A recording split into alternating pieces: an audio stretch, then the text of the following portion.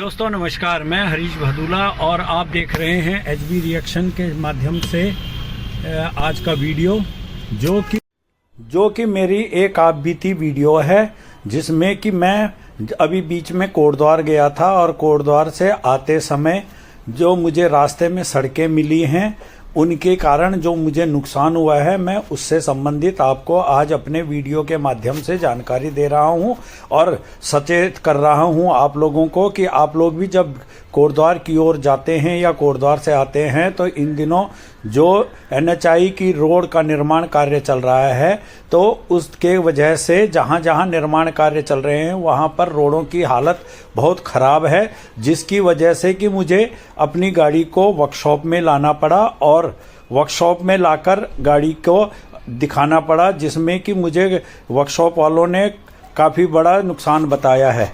इसलिए मेरा आपसे निवेदन है कि आप लोग भी उस रोड पर संभल कर जाएं और गड्ढों को ध्यान में रखते हुए चलें, जिससे कि आपको भी कोई किसी प्रकार का नुकसान न हो। इसी उद्देश्य से मैं इस निजी समस्या को सार्वजनिक रूप से दिखाने की कोशिश कर रहा हूं, ताकि रास्ते में किसी अन्य यात्री का या वाहन चालक का कोई अपना निजी नुकसान न हो और वह सुरक्षित अपने गंतव्य तक पहुंच जाए। लो जी, मैं पहुंच गया हूं मैकेनिक के पास वर्कशॉप में, और वर्कशॉप में मैकेनिक ने गाड़ी को देख के और बताया कि जी इसका क्लच प्लेट जो है वो डैमेज हो चुका है और इसकी जो साथ में क्लच प्लेट के साथ जो अन्य एसेसरीज है वो भी डैमेज हो चुकी है। अब बाकी जो कितना खर्चा आएगा और क्या क्या चेंज होगा, यह सब आपको जैसे जैसे पार्ट्स खुलेंगे उसके बाद पता चलेगा।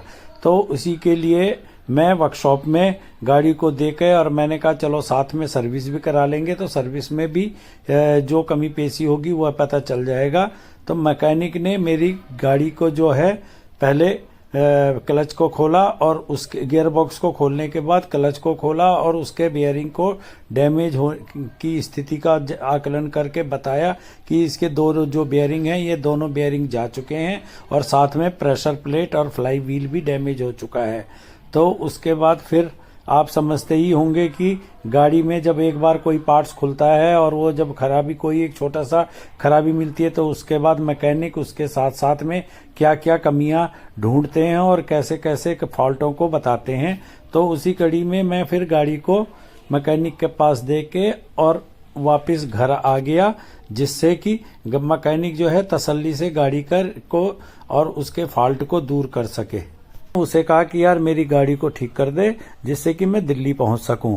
तो उसने उसी हालत में अपनी दुकान से कुछ सामान मंगाया और उस सामान को फिट करने के बाद में पुनः अपनी उस गाड़ी को दुकान तक ले गया, जिससे कि उस गुटके को टूलों की मदद से अच्छी तरह टाइट कर सके।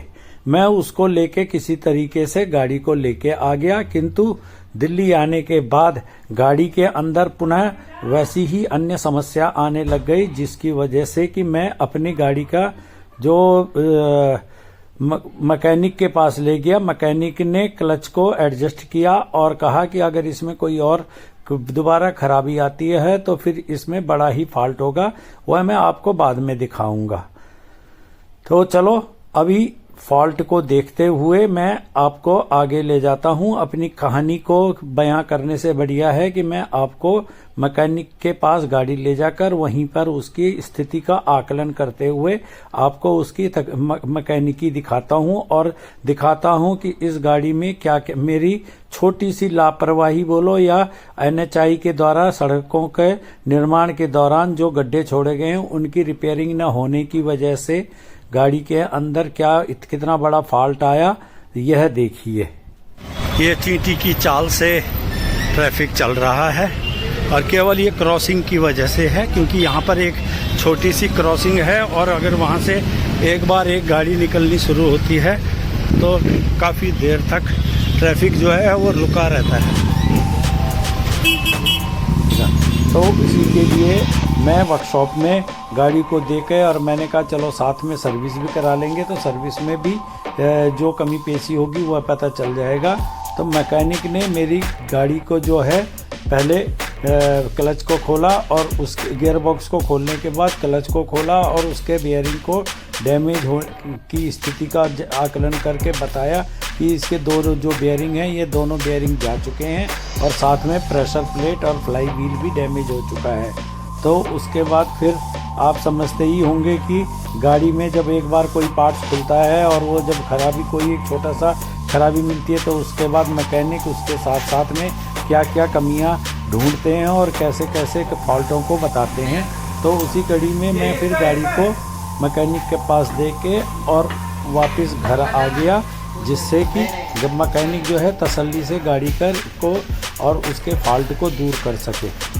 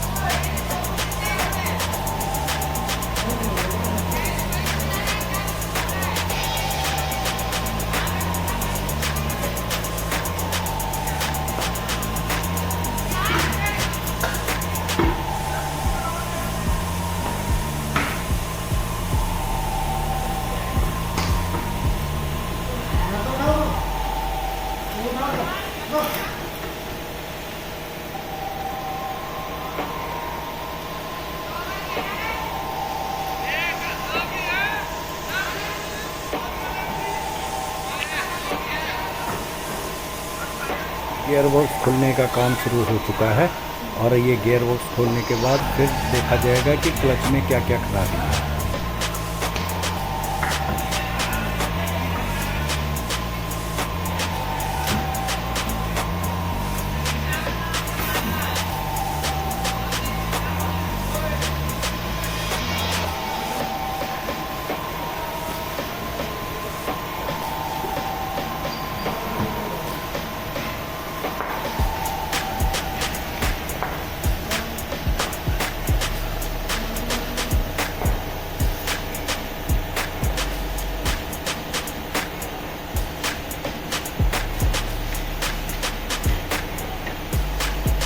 ये देखो गियर बॉक्स आउट हो चुका है, जो कि ये रखा हुआ है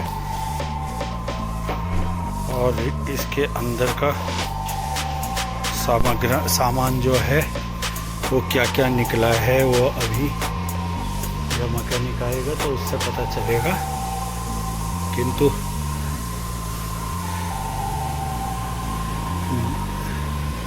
सामान लेने के लिए गए हैं या मैकेनिक कहाँ हैं ये तो अभी पता नहीं है, पर जैसे ही आते हैं तो मैं पूछ के फिर आपको अवगत कराता हूँ। यही है ना? अच्छा ये बेयरिंग है, ये तो टूटा ही हुआ है। अब प्रेशर प्लेट बच गई? ये तो प्लेट है ना? एक क्लच प्लेट है, उधर प्लेट। क्लच प्लेट भी गई? हाँ हाँ, सब सारे चेंज हो गए। कहाँ गए लड़के हमारे सारे? ये प्रेशर प्लेट है और वो फ्लाई व्हील भेजा हुआ है उसका, वो है ना सरफेसिंग। हाँ, फेसिंग के लिए लाइनिंग आ गई। हाँ हाँ। अब कहाँ गए तुम दोनों? हाँ? कहाँ गए तुम लोग? ये है जी, देखो स्थिति डामाडोल हो रखी है।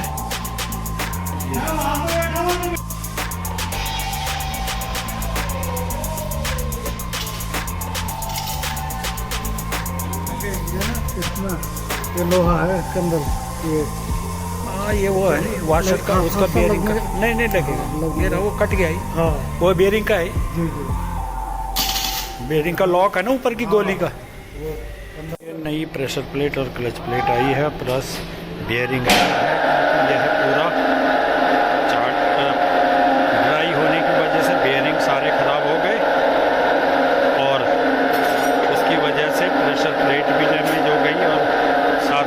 व्हील भी डैमेज हो गया, तो अब ये सब कुछ चेंज हो रहा है। ये अब नया फ्लाई व्हील फिट हो रहा है। पुराना वाला जो फ्लाई व्हील है वो ज़्यादा कट गया था और उसमें ज़्यादा गड्ढे हो गए थे, जो कि सरफेसिंग नहीं हो पा रही थी, इसलिए नया फ्लाई व्हील लगाना पड़ा। ये भारी नुकसान हो चुका है। यह जो नुकसान हुआ है यह है बियरिंगों के टूटने और उनकी गोलियों की डैमेज होने की वजह से हुआ है।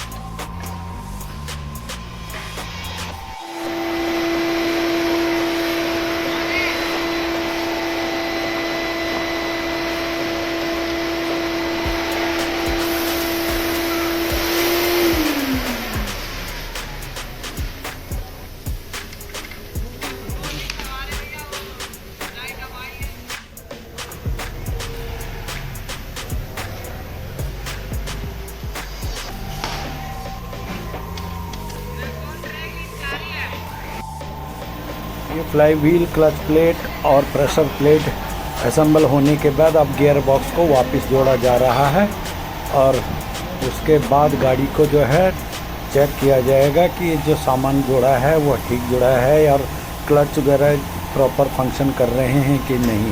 तो यह मैं आपको इस वीडियो के माध्यम से इसलिए बता रहा हूँ जिससे कि आप लोग भी अपनी राह इधर उधर जाते समय अपने सड़कों के ऊपर विशेष ध्यान देंगे और ख़ास तौर पे गड्ढों में गाड़ी को लापरवाही से नहीं चलाएंगे। जैसा कि गलती से मैंने अब उस रोड पर गाड़ी स्पीड में समय को बचाने के चक्कर में किया था, क्योंकि मैं जिस कार्य के लिए जा रहा था उसमें मुझे विलम्ब हो रहा था, जिसकी वजह से मुझे गाड़ी थोड़ा स्पीड में चलाने के चक्कर में गड्ढे भी नहीं दिखे और रोड की कंडीशन भी नहीं दिखी। तो मैं अपनी गलती को भी मानता हूं और NHAI की सड़कों की कंडीशन को भी इसके लिए जिम्मेवार मानता हूं, जिसका खामियाजा मुझे उठाना पड़ा।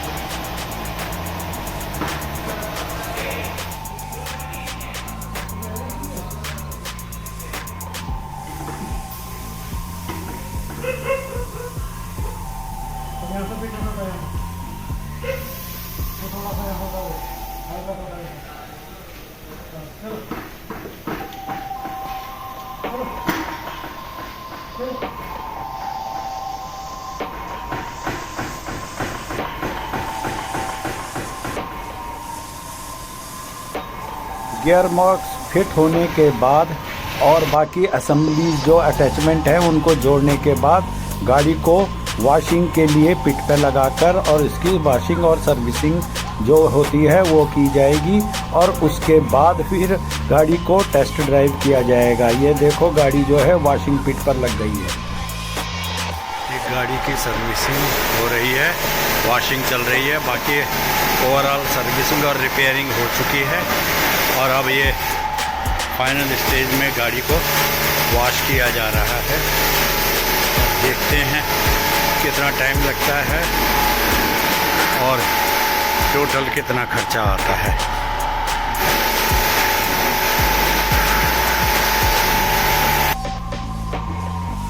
वॉशिंग के बाद अब क्लीनिंग चल रही है। तो दोस्तों आपको अगर मेरा यह वीडियो जो है यह देखकर समझ आ गया होगा कि मैंने यह NHAI की रोड पर चलते हुए जो गड्ढों जो छूटे हुए हैं नए रोड बनने के चक्कर में पुरानी रोडों पे जो गड्ढे बनाए गए हैं उनकी वजह से जो नुकसान हुआ है इसको सहा है। तो इसी प्रकार की गलती आप लोग न करें और आप लोग रोड पर सावधानी से और सुरक्षा से चलें और साथ ही साथ गड्ढों का ध्यान रखें। मेरा यह वीडियो दिखाने का मकसद यही था कि जो गलती मुझसे हुई है वह आपसे ना हो।